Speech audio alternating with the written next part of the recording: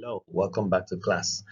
So we're still going to continue our series on the forearm. So today we're going to focus on the flexor compartment of the forearm. We're going to look specifically on the anterior compartment, which is also the flexor compartment. So we will understand the muscles that make up this compartment. We'll look at the actions of those muscles, their origin and insertion, and we'll be able to also understand the nerve supply and some of the peculiarities that may arise as a result of injury to these nerves. So, understanding the forearm, the word forearm is simply an English word for arm before the arm. So, this is a structure, part of the upper limb that is actually placed before the arm. It's more like you can see that the upper limb is a bit extended away from the body, and you have just the arm. As you can see, let me get uh, a pointer so you can see the arm, and then you can see the forearm. So it is just that distance between the structures between the elbow and the wrist joint. That is what is called the forearm. So you have essentially two bones, and these two bones are joined together by what we call the interosseous membrane. The two bones are the ulna and the radius.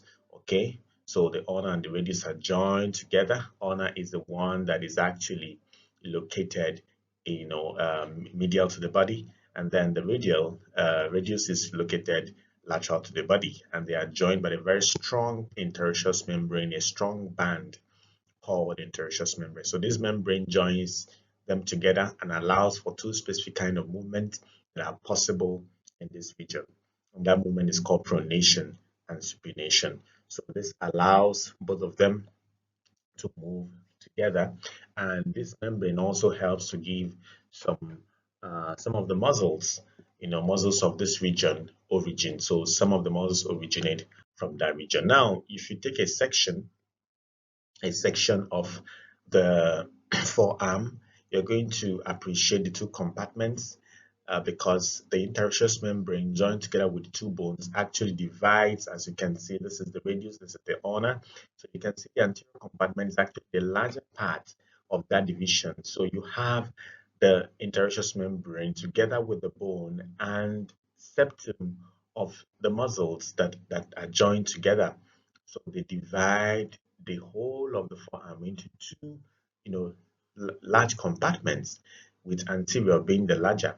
So you can see the anterior compartment and you can see the posterior compartment with its own different muscular components. So once you have, no matter how this is done, if you're given whether it's a radiograph, whether it's an MRI, whatever it is, and you're seeing a section of the muscles, once you're able to identify where the radius is, identify where the ulna is, you can easily tell which one is the anterior compartment, especially by the size of the muscle. So you see that the anterior compartment is a bit larger because of the number of muscles that are present there. Now we look specifically at this anterior compartment, which is what we call the flexor group of muscles, and we have a very simple way of getting to learn them. They are about 8 muscles. These muscles majorly act on the elbow, and they act, on the wrist joint as well, and also the fingers. And this is as a result of their insertion, their extent, and their functionality. So they majorly act on these three places: the elbow, the wrist joint, and the fingers. Okay, and they contribute to the fleshy mass in the anterior compartment. Like I said, the anterior compartment is a bit more developed and looks more robust compared to the posterior compartment, which is the extensor group. So we have three groups of muscles. First of all, the superficial ones, superficial group, and then you have the intermediate group, and you have the deep group. In fact, the way I'm calling it is the way they are aligned in the body. If you're making a dissection, you first of all resect the skin of the body, and then you're going to see the superficial fascia that covers these whole muscles. Remember, this superficial fascia actually gets to now send septum, what we call the intermuscular septum, into each of the muscles to separate them. So you're going to see that superficial fascia covering them, and then when you resect that, you're going to appreciate each of the muscular components. And you have the superficial parts of the muscles. There are 4 of them. and then you have one that is just in the middle point, which is the intermediate, and then you have the deep muscle. We're going to appreciate this a little bit more, but then just as a way to understand the superficial one, very easy. Place your hand, as you can see on the screen, you know, that is what we call the common flexor origin, which is the medial epicondyle, of the humerus. When you touch that bone at the medial part of your body, when you stand at an anatomical position, you're going to see a protruding bone, which is the medial epicondyle. You touch it and then try to hide your thumb under your palm, and then place it just like you're seeing, on that the end of that your thumb of the thumb on that bone. And then when you place your fingers, you know, on top of the anterior compartment, you are going to just easily mark out, the muscles and be able to know where they are. So the first, you're going to have the flexor carpi ulnaris, located medially, you can see, and then you have the palmaris longus, you have the flexor carpi radialis, you have the pointer teres. But the way we call it is that we want to move from lateral to medial. So we normally go from lateral to medial. So we're coming, away from the body to the body. So that way you have the pointer teres, you have the flexor carpi radialis, you have the palmaris longus, and then you have the flexor carpi ulnaris. So these are the four bones that are in the superficial region.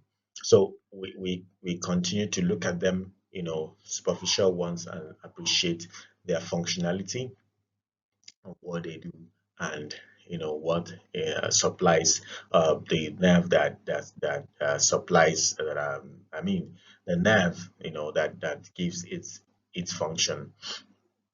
Now we look at the superficial flexure. We're going to start first with um, the common point at which they all originate from, which is called the common flexor origin, the medial epicondyle. So this is just to show that typically, so when you mark out, you're going to appreciate this is the carpi ulnaris here. You're going to see the palmaris longus. Remember, now we are moving from medial away from the body.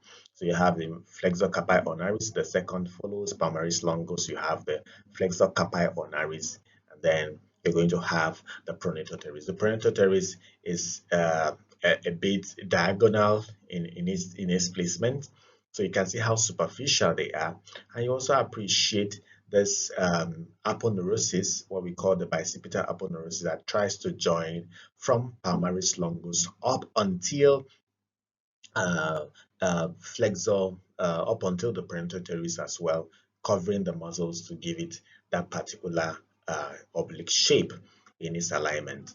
So this will help you appreciate the common origin. This is where all of them originate from, and then they go down, to its insertion. So you understand one thing that is common with having the common origin of this superficial flexure. They have a common origin, and they are also all supplied by the median nerve. Very important.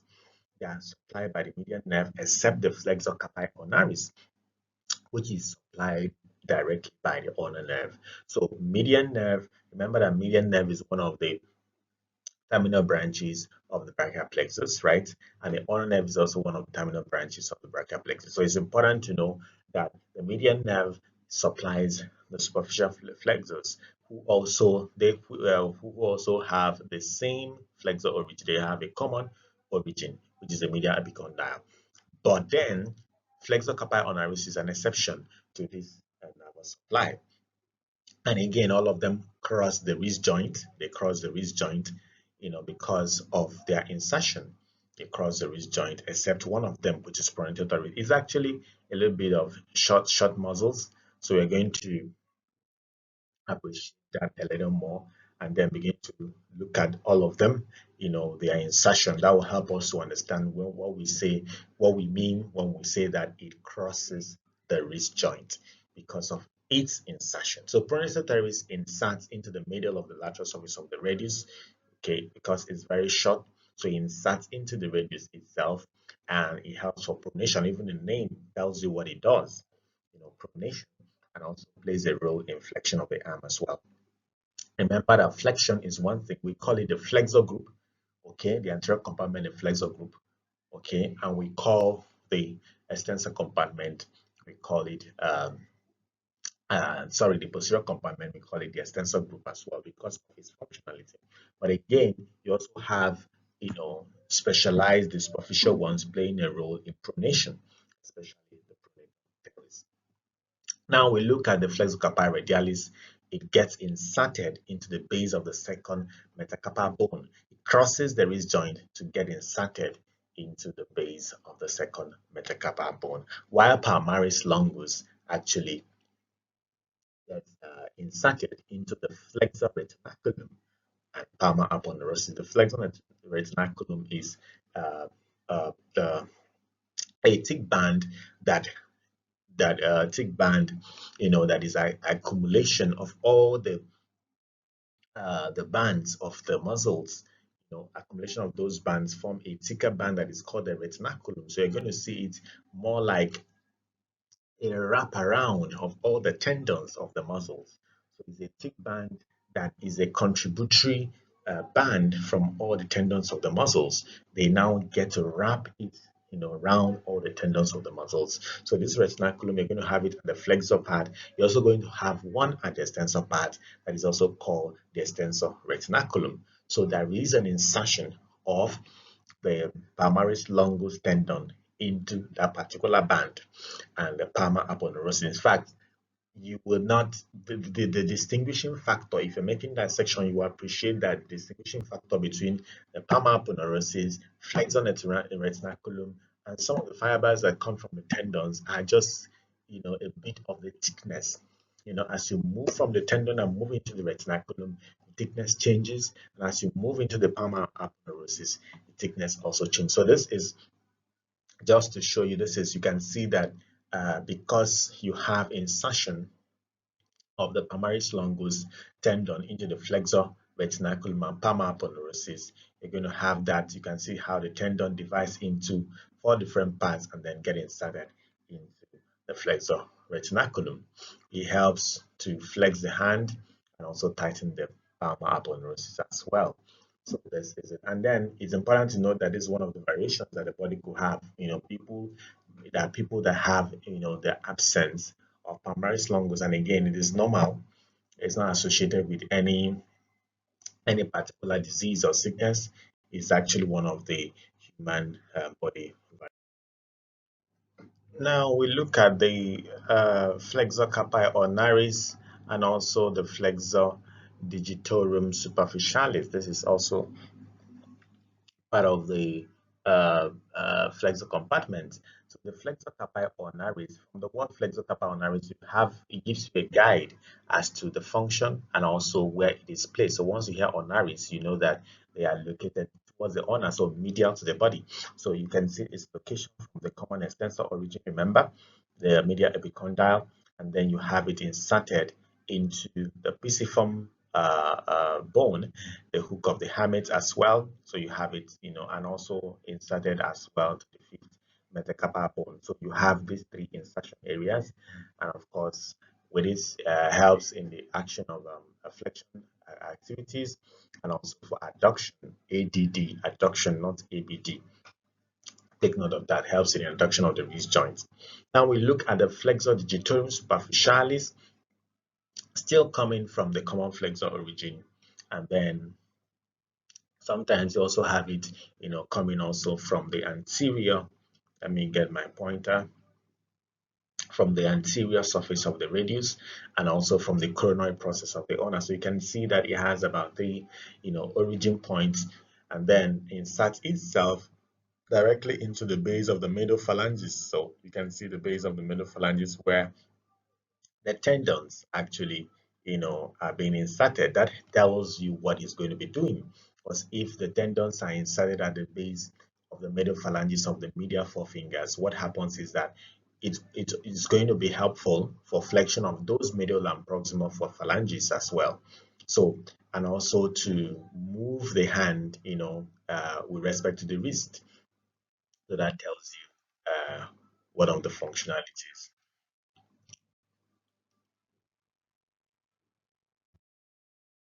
Okay, so we're going to look at the origin of the deep flexors.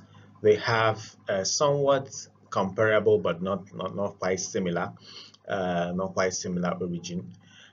The front of the radius, the front of the ulna, and also the front of the lower foot of the ulna. Now, pronator quadratus comes from the lower part, which is the front of the lower foot of the ulna. If you divide the ulna into arbitrarily into 4 parts, so the lower part is where you have it originating from. The pronator quadratus is actually a very small muscle. And then you have the flexor digitorum coming from the front of the ulna itself, while the flexor pollicis longus comes from the front of the radius, as you can see in the speech. So the front of the radius, the front of the ulna, and then the front of the lower foot of the ulna. To appreciate this muscles a little bit more by looking at, we've seen where they originate from, then it's important to also understand where they're inserted. Remember, we said front of the ulna, front of the radius, and also front of the lower forepart. So that helps you to keep them in check. So you see the action of the digitorum profundus, flexor digitorum profundus, is that it flexes the distal phalanges, and this is related to its insertion at the base of the distal phalange. So once you have any insertion happening at the phalanges, it means that it's going to help to flex the phalanges and also to move them over the wrist joint, and also flexor pollicis longus. Flexor pollicis longus is also inserted at the base of the distal phalanx of the thumb. Okay, once you hear pollicis, we are talking about the thumb, related to the thumb.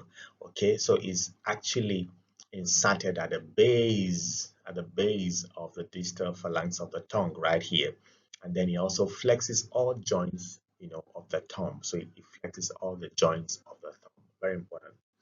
Flexor pollicis longus does this. And we also have the pronator quadratus, very small, that is a horizontal muscle that has 2 origins, and then you have it inserted into the distal foot of the anterior surface of the radius, and then it helps to pronate the forearm. It helps to pronate the forearms, and also helps to keep the 2 bones, ulnar and radius, together as well. Now we look at the nerve supply. All of these deep flexor muscles are supplied by the anterior interosseous nerve. It's important to note that anterior interosseous nerve is a branch of the median nerve. Remember, we said that the superficial muscles are supplied by the median nerve itself, except the flexor carpi ulnaris, which is supplied directly by the ulnar nerve. And now we are saying that the deep flexors are all supplied by the anterior interosseous nerve, except the medial half of the flexor digitorum.